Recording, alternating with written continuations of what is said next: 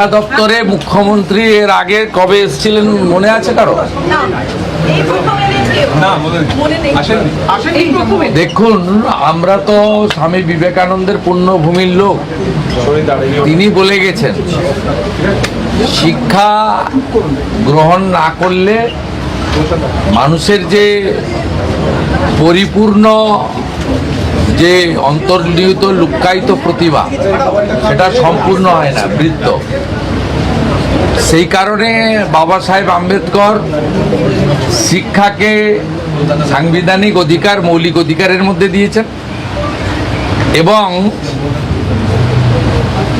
Concurrent লিস্টে এই জন্য আছে যাতে শিক্ষানীতি, শিক্ষা ব্যবস্থায় কেন্দ্র এবং রাজ্যের উভয়ের সমান দায়িত্ব থাকে। আমরা এখানে ভালো মিটিং করেছি। ধর্মেন্দ্র প্রধানজির আসার কথা ছিল, সুকান্ত মজুমদার, ডক্টর সুকান্ত মজুমদারের থাকার কথা ছিল, ডক্টর সুকান্ত মজুমদার ছিলেন। দিল্লি থেকে 8 জন হাই লেভেল অফিসার এসেছিলেন। আমরা ন্যাশনাল এডুকেশন পলিসিতে যুক্ত হয়েছি, আমরা পিএমশ্রীতে যুক্ত হয়েছি, আমরা ভারত সরকারের বিগত 3 বছরের সরকারি নীতি না মানার ফলে তারা বিগত সরকার অর্থ নেয়নি, ভারত সরকার দিতে চাইলেও দিতে পারেনি। আগামী 1 সপ্তাহের মধ্যে এই অর্থবর্ষে গ্র্যান্টও আমরা পাব। সবগুলো কম্পোনেন্ট নিয়ে, সবগুলো ইস্যু নিয়ে আলোচনা হয়েছে।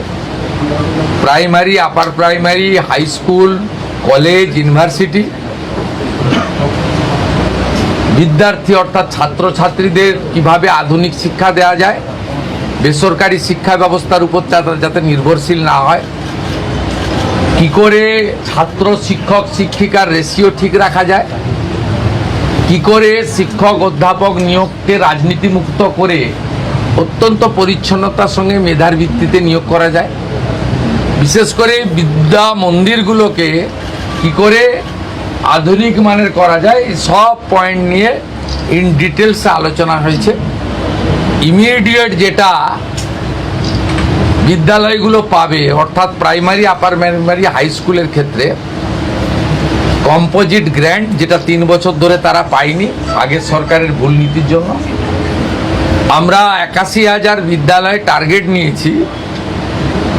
সব জায়গায় গ্যাসে মিড ডে মিল রান্না হবে, সব জায়গায় পর্যায়ক্রমে সোলার প্যানেল হবে, সব জায়গায় অত্যন্ত পরিচ্ছন্ন শৌচালয় থাকবে, সব জায়গায় আর্সেনিক মুক্ত পরিশ্রুত পানীয় জল থাকবে, সব বাচ্চারা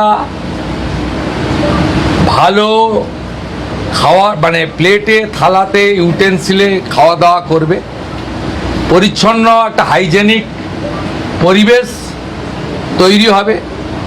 এবং রাঢ়বঙ্গ দিয়ে শুরু হচ্ছে, বীরভূম, বর্ধমান, বাঁকুড়া, পুরুলিয়া, ঝাড়গ্রাম থেকে যে বিদ্যালয়গুলোতে এখনো ফ্যান লাগানো হয়নি, গরমে বাচ্চারা কষ্ট পান, সেই ফ্যান লাগানো। আমি সাজেস্ট করেছি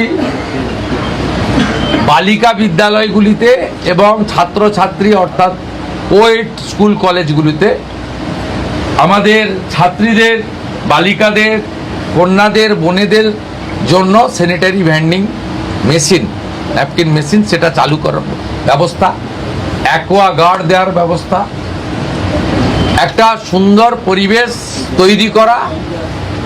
এবং আমাদের সরকার সিদ্ধান্ত নিয়েছে বেসরকারি শিক্ষা প্রতিষ্ঠান, বেসরকারি ইউনিভার্সিটি, আমরা যতগুলো এনওসি দিয়েছি তারা ফাংশন করছে। আগে ইন্সপেকশন হবে, ইন্সপেকশন করার পরে তারা যদি যথাযথভাবে চলে এবং তাদের ফিস যদি নিয়ন্ত্রিত থাকে, সেক্ষেত্রেই তাদেরকে আগামী দিনে ছাড়পত্র বা অনুমোদন দেওয়া হবে।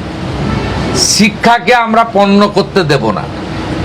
আর ন্যাশনাল এডুকেশন পলিসির অন্তর্গত এই শিক্ষাকে আমরা উচ্চমানের শিক্ষায় নিয়ে যাব এবং শিক্ষার যে নতুন আইন আছে তাকেও চেঞ্জ করার জন্য শিক্ষামন্ত্রীকে বলেছি, আমি প্রধান সচিবকে নিয়ে যত তাড়াতাড়ি সম্ভব বিধানসভার আগামী অধিবেশনে বিল আনতে, যাতে গার্ডিয়ানদের মধ্য থেকেই আগামী দিনে বিদ্যালয় পরিচালনার জন্য চেয়ারম্যান অথবা ভাইস চেয়ারম্যান দায়িত্ব গার্ডিয়ানের ভারতবর্ষের সব রাজ্যে আছে, 21টা বিজেপি এনডিএ রুল স্টেটে আছে। এই রাজ্যে এগুলো করেনি। বলতে গেলে অনেক সময় লাগবে। খুব ভালো ডিসকাশন হয়েছে, আর অনেকে সোশ্যাল মিডিয়াতে খুব কবে রিক্রুটমেন্ট কবে কি এসব নিয়ে বলছেন। আপনাদের জেনে রাখা দরকার আছে, এই জটটা পাকিয়েছিল আগের সরকার ওবিসিকে কেন্দ্র করে। আমরা কি করেছি, আমরা ওবিসির যে ভুল নীতি ছিল বিগত সরকারের, বিধানসভায় আইন এনে ওবিসিটাকে আমরা প্রথম ঠিক করেছি। বিধানসভা আইন আনলে হবে না, সুপ্রিম কোর্টে গেছিল বিগত রাজ্য সরকার। আজকে সুপ্রিম কোর্টের সামার খুলেছে 8ই জুলাই, আজকে মেনশন করা হয়েছে আগামী কয়েকদিনের মধ্যে সুপ্রিম কোর্ট থেকে রাজ্য সরকার ওবিসি মামলার ক্ষেত্রে বেরিয়ে আসবে, এক্সিট করবে। তার ফলে যে 6000-এর পরীক্ষা আপনার মৌখিক হয়ে গেছে, বাকি যে 6000-এর মৌখিক বাকি আছে সেটাও হয়ে যাবে। আর আমরা সংকল্পপত্রে দেওয়া কথা অনুযায়ী কোনো রাজনৈতিক লোক নিয়োগ প্রক্রিয়াতে থাকবে না।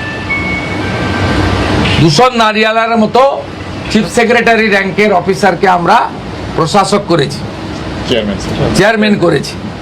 আপনারা শুনলে খুশি হবেন, তিনি আজকে 4 জন নিয়ে নিয়েছেন। স্বচ্ছতার সঙ্গে, মেধার সঙ্গে SC ST OBC WS PH roster মেনে, রিজার্ভেশন রোস্টার মেনে কাজ করবে। এবং 1 আগস্ট থেকে প্রাথমিক স্তরে 6 টাকা 78-এর বদলে 10 টাকা মিড ডে মিল হচ্ছে। এবং 1 আগস্ট থেকেই কলকাতা সহ বড় একটি অংশে ইসকন মিড ডে মিল বিতরণের দায়িত্ব নিচ্ছে, তারা কিছু ভর্তুকিও দিচ্ছে, খুব হাই কোয়ালিটির খাবার দেবে। আপনারা আরও কয়েকদিন ডিম আর ইসকন নিয়ে আলোচনা করতে থাকুন, বাকিটা 1 আগস্ট আমি আপনাদের বলবো।